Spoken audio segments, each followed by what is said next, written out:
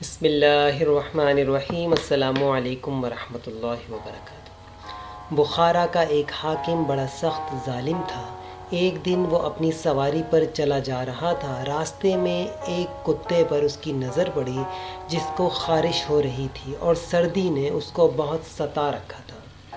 اس ظالم کی اس کتے پر نگاہ پڑتے ہی اس کی آنکھوں میں آنسو بھر آئے اور اپنے ایک نوکر سے کہا کہ اس کتے کو میرے گھر لے جا، میرے آنے تک اس کا خیال رکھیو۔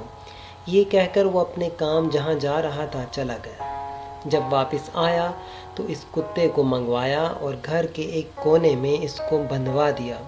اس کے سامنے روٹی ڈالی، پانی رکھوایا اور اس کے بدن پر تیل ملوا کر ایک کپڑا لیا اور اس کے بدن پر ڈال دیا۔ اس کے قریب آگ رکھوائی تاکہ اس کی گرمی سے اس پر سے سردی کا اثر جاتا رہے۔ اس قصے کو ابھی کچھ ہی دن گزرے تھے کہ اس ظالم شخص کا انتقال ہو گیا۔ ایک بزرگ نے جو اس کے مظالم اور اس کی حالت سے خوب واقف تھے، اس کو خواب میں دیکھا۔ اس نے پوچھا کہ کیا گزری؟ ان بزرگ نے پوچھا کہ تم پر کیا گزری؟ اس نے کہا کہ حق تعالی شانہ نے مجھے اپنے سامنے کھڑا کیا اور فرمایا کہ تو کتا تھا، یعنی کتوں جیسے برے کام کیا کرتا تھا، اس لیے ہم نے بھی ایک کتے ہی کو تیری بخشش کا ذریعہ بنا دیا اور میرے ذمے جو حق تھا اس کا خود ادا کرنے کا ارادہ فرما لیا۔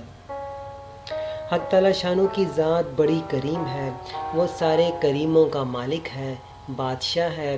اس کے کرم تک کوئی کہاں پہنچ سکتا ہے؟ کسی شخص کی کوئی ادنا سی چیز بھی اس کو پسند آ جائے تو اس شخص کا بیڑا پار ہے۔